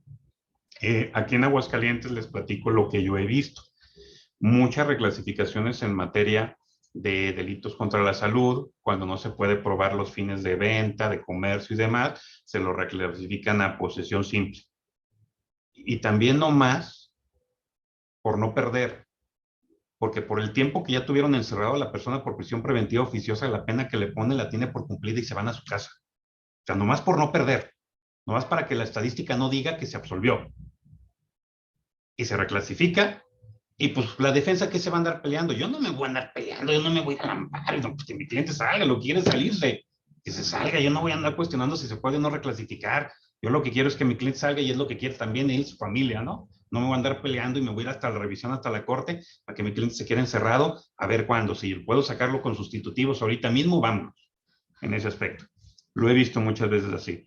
Me ha tocado ver un caso, se estuvo muy bueno, muy interesante, porque desde la acusación se planteó una coautoría y se planteó mal, porque cuando yo apoyé en la revisión del caso dije, esto no es coautoría, esto es evidente que es una complicidad correspondida o una autoría indeterminada, pero ya se había acusado así, ya se había fijado así desde la inicial, ya iban a juicio. Entonces se pretendió hacer la modificación en el alegato de apertura y en el de clausura, y el tribunal dijo no. Dijo, pues, ¿por qué dijo no? Porque es una clasificación de hechos. O sea, si tú dices que primero era autor y que estaba bien indeterminado y ahora me dices que no estaba bien indeterminado y que por eso quieres otro tipo de tratamiento, otro tipo de nexo, eso es modificar los hechos. Y vean cómo nomás estaba moviendo del artículo tal fracción tal al artículo tal fracción tal, ¿eh? Y el tribunal dijo, no, eso es modificar el hecho en conjunto también. Se van a la apelación y segunda instancia confirma. Dice, no, eso es una modificación. Porque no solamente es variar el artículo, sino que están modificando el contexto del hecho también. O sea, hay que tener cuidado con esa parte. El ejemplo que ponían ahorita, abuso de confianza, robo a fraude, claro que se modifica el hecho. Justo esas son las distinciones en esos 3 delitos patrimoniales. Robo, posesión precaria, voy y se la quito sin consentimiento. Abuso de confianza, posesión derivada para un fin específico, lo distraigo del fin. Fraude, posesión a través de engaño o error. Y no solamente posesión, dominio. Vean cómo es distinta la conducta, completamente distinta, y la conducta es un hecho. Es claro que se cambia el hecho. O sea, si no nomás le vas a cambiar el artículo, le cambias el hecho. Digo, en el de lesiones es muy evidente, ¿no? O sea, una alteración a la salud provoca la muerte o puede matar, sí, pero el nexo que me atribuyes es de mi intencionalidad de alterar la salud y mi nexo nomás es alterar la salud. Ya cuando muera, el nexo es distinto, el resultado es distinto y el hecho es distinto. Los factores previos o concurrentes al hecho sí coinciden. Lo apuñalaste, pues claro, coinciden con lesiones y con lo que puede matarlo, pero ya el nexo cambia. El nexo va a cambiar radicalmente. Entonces, cuando el nexo cambia, el resultado cambia y me establece otro hecho distinto. Entonces, aguas con eso de que si nomás muevo el artículo no estoy variando los hechos. Mucho cuidado. Porque al mover los artículos, entonces, ¿cómo fue posible que al principio se vinculara de esa manera si supuestamente estamos hablando de un encuadre perfecto? De una conducta típica que encuadra. ¿Qué pasó? ¿No encuadraba? ¿Cómo encuadró? Ahora lo vamos a reencuadrar acá, entonces sí se está variando el hecho, porque ya estamos tomando otros elementos distintos a los que yo he fijado en la litis inicial. Y pues se los dejo esa reflexión, ¿no? Alejandra, perdóname, tenías un buen rato con la mano levantada, te escuchamos, discúlpame. Hola, ¿qué tal? ¿No se escuchen bien? Te escuchamos bien, te escuchamos bien. Estoy reflexionando, abogados, respecto a estas reclasificaciones que comentan. Coincido también en que las reclasificaciones de hecho no existen, por eso no hay apertura para una reclasificación de hecho. Eso es que no lo vamos a encontrar en las disposiciones que forman parte de los marcos que rigen los procedimientos. Sin embargo, también me salta una inquietud, ¿no? Dentro de la reclasificación jurídica, que esta sí es la que existe y que tiene que ver con la invocación del delito que fije el Ministerio Público, a mí me salta mucho, me inquieta mucho saber que el margen de, que la falla en los procedimientos deriven o provengan de quienes operan el sistema. Y creo que es importante reflexionar sobre lo importante que es que los ministerios públicos estén capacitados, que estén informados, que estén actualizados, pero sobre todo que tengan esa capacidad de saber invocar el delito de manera muy, muy asertiva desde el inicio de los trabajos. Porque creo que una de las crisis que hay dentro de el tema de credibilidad en nuestras instituciones y sobre todo en las que imparten la justicia es precisamente a razón de estos detalles que vamos variando, cómo se fijan esas posturas y qué complicado es para un juez de control tener que corregir la plana desde su perspectiva, sobre todo porque se supone que controlan y que si tú llegas a una futura audiencia es porque ya todos estos detalles tuvieron que haber sido considerados, tuvieron que haber sido valorados los datos. A mí sí me brinca mucho, les soy muy sincera, esta falta de,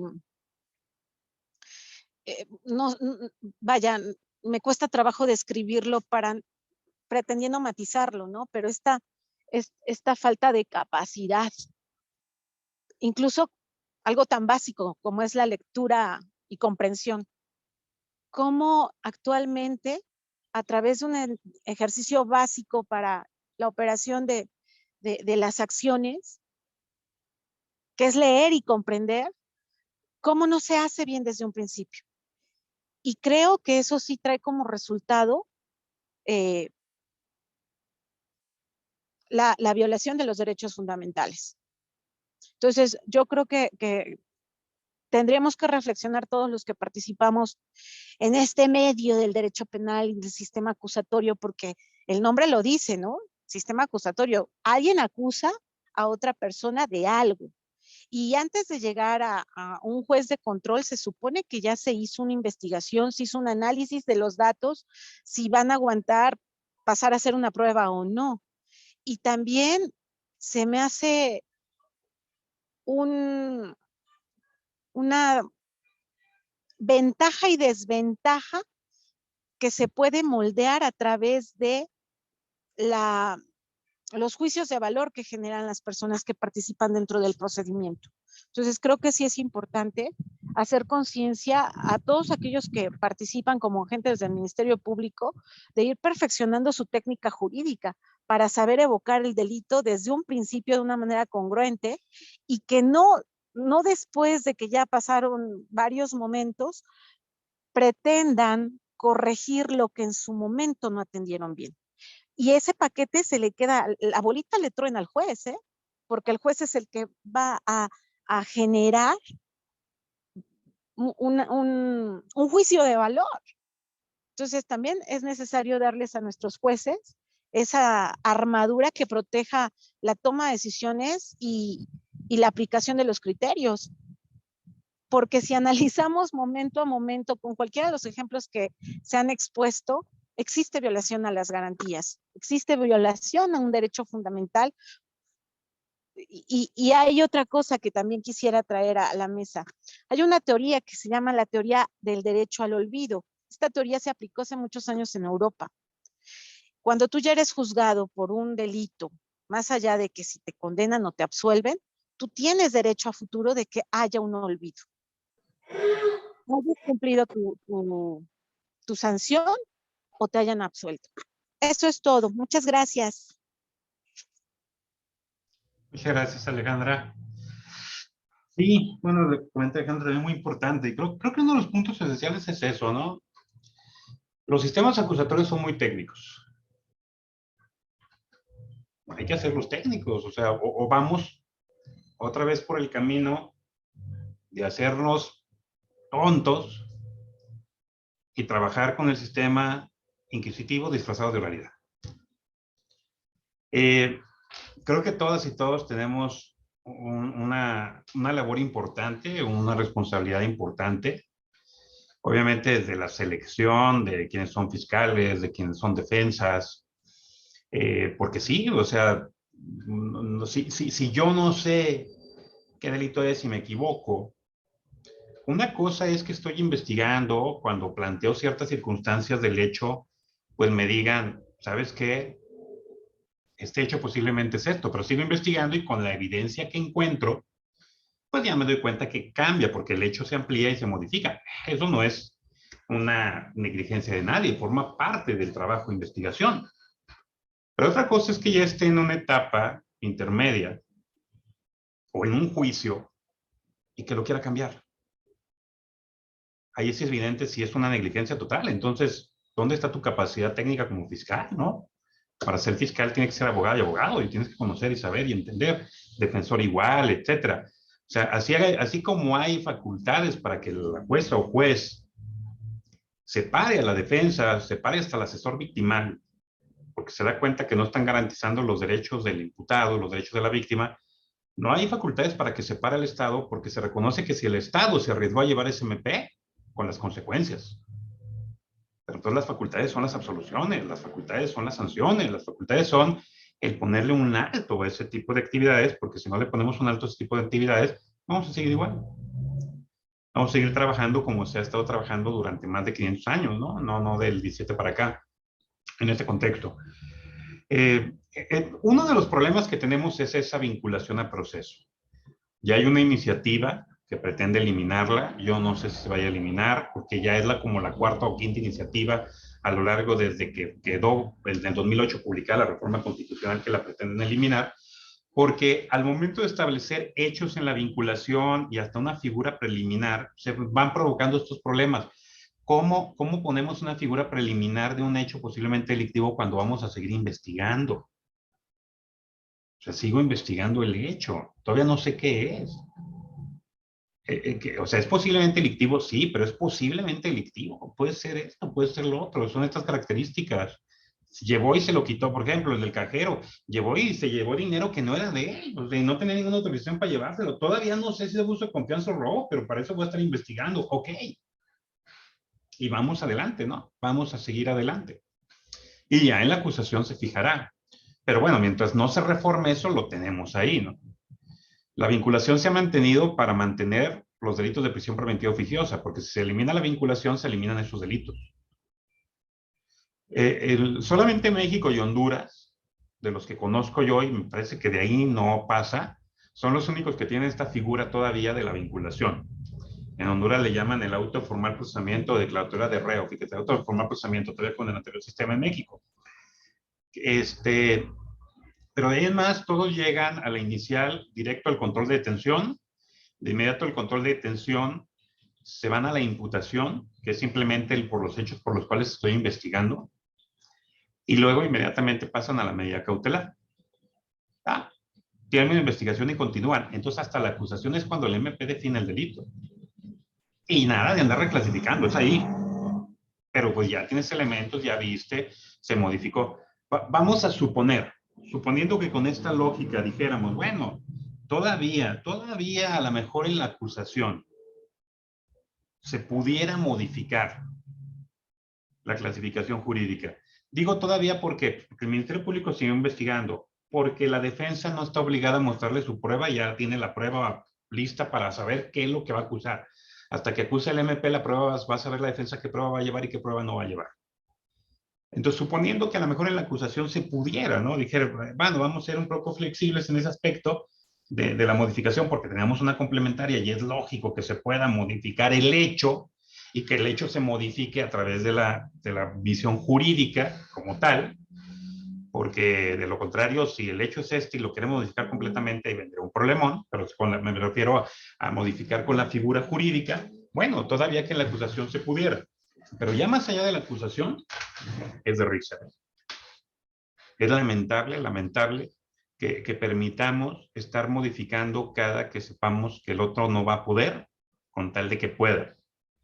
Y entonces el ejercicio del derecho de defensa, el ejercicio de las garantías del debido proceso, no sirven para nada, naufraga en ese aspecto. Porque justo, insisto, se modifica o cuando la defensa saca su evidencia, o cuando el día de juicio no llegan los testigos, o llegan y dicen pavadas y cosas que no me sirven a mí, y entonces modifico la acusación. Con tal de lograr algo, con tal de ganar algo. No de lograr justicia, con tal de ganar, con tal de sacar un número, con tal de que no me llegue una absolución, que es lo que me pega a mí, como tal, ¿no? En ese aspecto. Pues ahí es donde queda la reflexión, pero sí les quería comentar, bueno, además de lo que plantearon, muy interesante, tanto Margarita como Jesús y Guillermo en un primer momento, y todas y todos los que participaron, Joel, Luis Enrique, Alex Varela,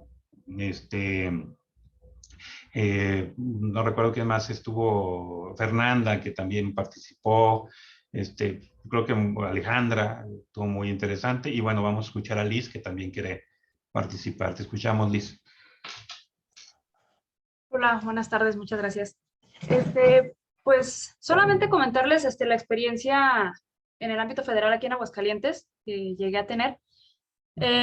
Aquí en Aguascalientes, por ejemplo, no nos admitieron en ningún momento ningún tipo de reclasificación, ni siquiera ni el juez y mucho menos el Tribunal de Alzada. Sin embargo, en delitos contra la salud, de lo que estaba hablando hace un momento, doctor, en delitos contra la salud, lo que permitían no es una reclasificación, sino una variación de grado en términos de lo que ya han determinado algunos tribunales colegiados del circuito. Son tesis aisladas, pero están encaminadas a decir que, por ejemplo, la posición finalista en el Código Penal Federal, que se está establecida en el artículo 195, puede ser variada de grado a 195 bis, es una posición simple. Y con este fundamento sí hacía la variación de grado, incluso ya en sentencia. Pero era la única excepción. Como tal, cuando tú apelabas o ibas a audiencia y argumentabas reclasificación, era un rotundo no. Hasta el momento no me ha tocado ver Bueno, ya no estoy aquí en Aguascalientes y acá donde estoy no me ha tocado tampoco ningún tipo de reclasificación en el ámbito federal, pero sí variaciones de grado. Eso es lo único. Y en delitos contra la salud solamente. Esa era toda mi participación. Pues muchas gracias. Muchas gracias, Liz. Bueno, qué bueno el planteamiento también, como lo sacaste, interesante esa parte. Aquí, bueno, yo ya sería para otro tema, ¿no? Pero meternos a si las variaciones de grado modifican o no modifican los delitos, porque, por ejemplo, ya la Corte dijo, la tentativa de violación no es delito de prisión preventiva oficiosa. Ándele, entonces, ¿es delito o variación de grado? Porque justo es lo que estaban estableciendo los que la ponían como prisión preventiva oficiosa. Es variación de grado, pero es el mismo delito de violación. Dijo la Corte, no, siempre no. Es que ese es el tema, ¿no? Dice y luego la pasó mañana dice otra cosa. Es lo bonito del derecho, pero pues para nosotros, pobres víctimas y pobres imputados, no saben ni a dónde irse, pues. Por eso sería interesante eso también plantear, ¿no? Como tenemos nuestro Código Penal Federal, nuestros códigos penales locales, como está la Constitución, si las variaciones de grado son simples variaciones de grado o si modifican y crean nuevos hechos delictivos. ¿Por qué? Para cerrar. Les platico, por ejemplo, los modelos fuertes que ya tienen modelo acusatorio. El fiscal acusa es un decir, obviamente si no se llama ya, ¿no? Acusa por homicidio calificado por ventaja, no prueba la ventaja, se absuelve. Oye, pero probó que lo mató. No. Tú te comprometiste a probar que lo mató con ventaja. ¿No lo probaste? Absuelvo. No probaste tu acción. En los tribunales. Qué duro, doctor. Sí, pues es que hay que ser duro, Joel, hay que ser duro, pero si no, ¿cuándo? Es que si no vamos a seguir en las mismas. O sea, ¿para qué queremos MPs entonces? ¿Para qué queremos ministerios públicos entonces si vamos a estar formulando o llevando hechos para que el juez decida y clasifique el juez? Entonces, miren, mejor metemos información, que el juez la reciba, que el juez diga si hay delito o no hay delito, y que él diga cuál. Volvemos al sistema tradicional. Justo eso era lo que pasaba. El MP aventaba hechos y el juez en el sistema tradicional, el inquisitivo, decía, es este delito.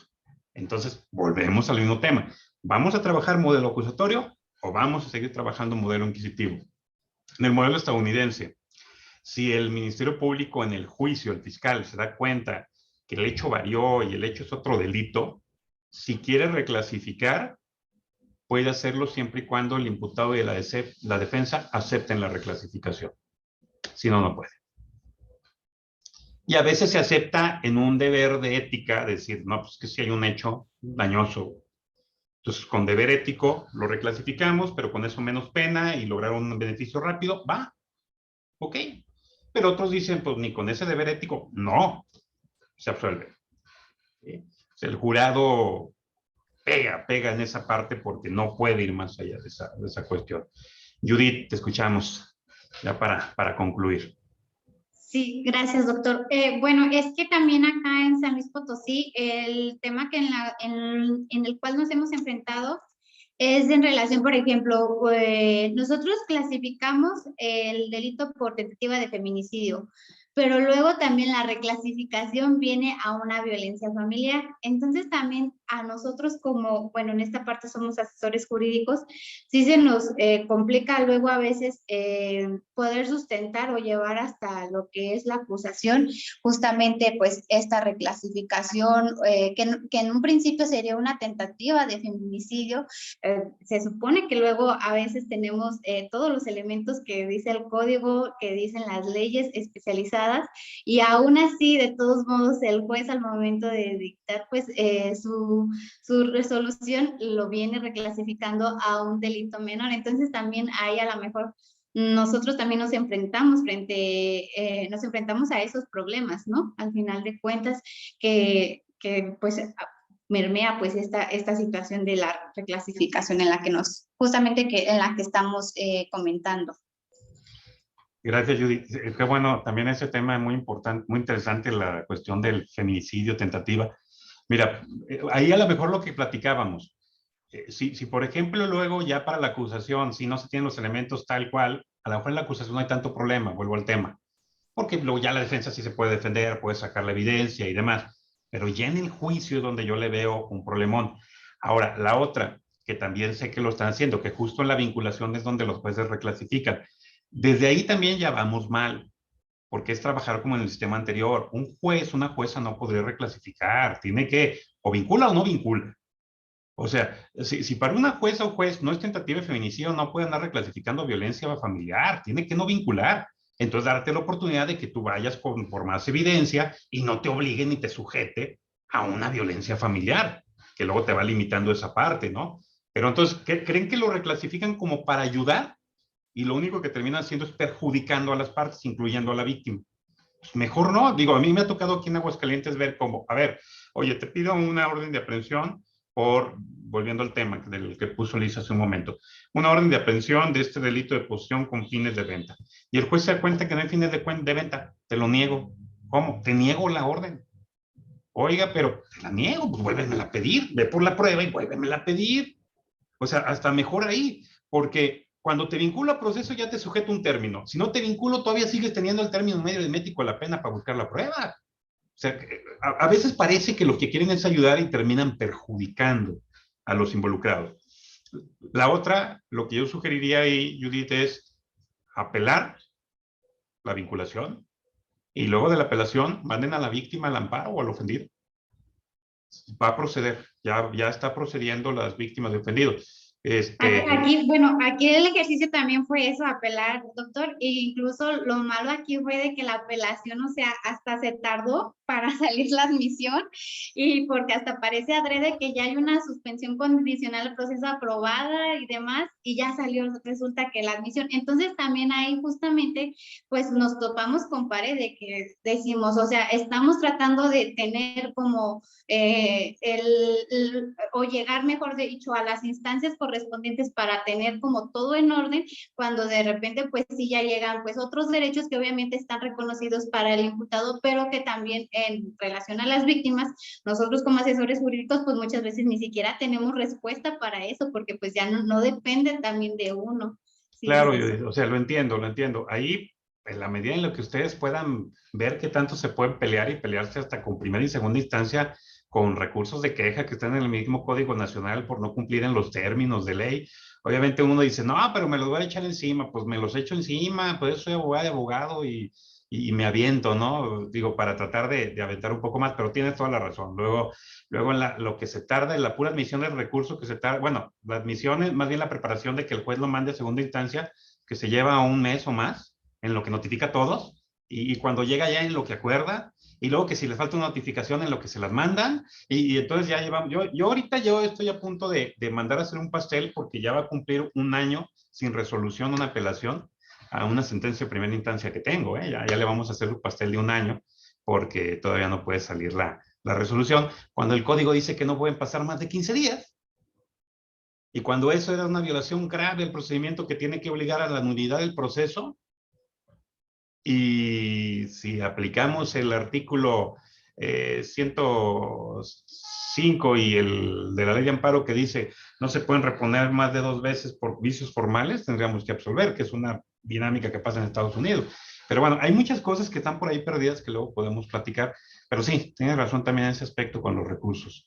Omar, por último, ya levantaste la mano, Omar Arias, no sé si quieras comentar algo ya para cerrar la sesión. Te escuchamos. Gracias, Judith. Sí, buenas tardes, maestro. ¿Sí me escuchan? Sí, te escuchamos. Bueno, buenas tardes a todos. Yo puedo estar en todo de los 3 ponentes. Yo quisiera preguntar una cosa, maestro.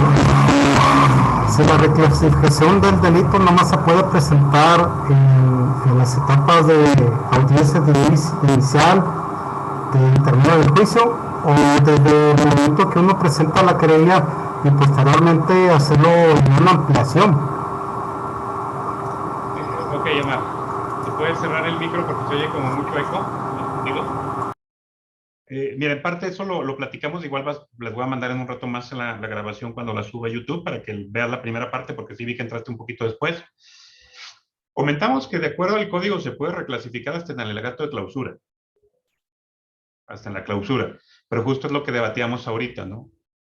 Que a lo mejor lo más apto dentro de un contexto de un modelo acusatorio, si es que se pudiera reclasificar, como todavía tenemos el tema de la vinculación, sería en la acusación, hasta la acusación como máximo.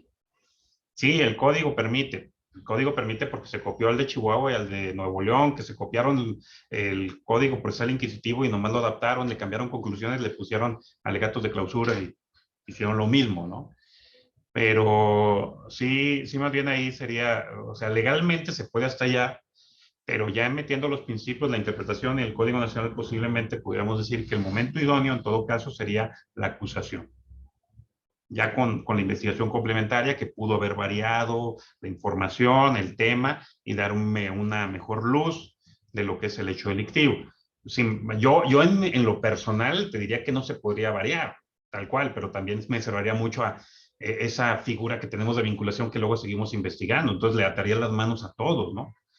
Entonces, creo que el hecho de tener una investigación complementaria permite esa adaptación en la acusación, porque ahí es donde ya se fija la versión. Entonces ya como defensa, ahora sí, con toda la evidencia que tengo, selecciono cuál voy a pegar con esa, sabiendo que ya no se va a mover ninguna acusación y de que, o si me ganan con eso, bueno, y si no gano, punto, pero ya no va a haber más oportunidades, ¿no? En esa parte. Sería como tal. Muy bien. Yes. A la orden, Omar, pues les agradezco mucho a todas y a todos. Digo, qué bueno que pudimos hacer esta reunión también. Qué bueno, agradezco ahí a Margarita, a Jesús y a Guillermo que se hayan animado. Anímense, por favor, las y los demás en la exposición. O sea, no vean que no es tanto de que, yo vengo a decir, tengo la razón. No, venimos a compartir ideas y no hay ninguna idea mala. Todas las ideas son buenas, todas las preguntas son buenas. Y creo que nos nutre bastante, ¿no? A todas y a todos ver todas estas experiencias. Entonces, igual voy a mandar por el grupo de WhatsApp la propuesta de los siguientes temas para que haya una votación. Y ya que tengamos la votación, veremos entonces cuál tratamos y quiénes lo pueden participar. También en breve subo esto a YouTube, como lo he estado haciendo, y también les mando el vínculo para que lo tengan ahí de respaldo. ¿Vale? Entonces, concluyo en este momento la grabación y que pasen bonita tarde.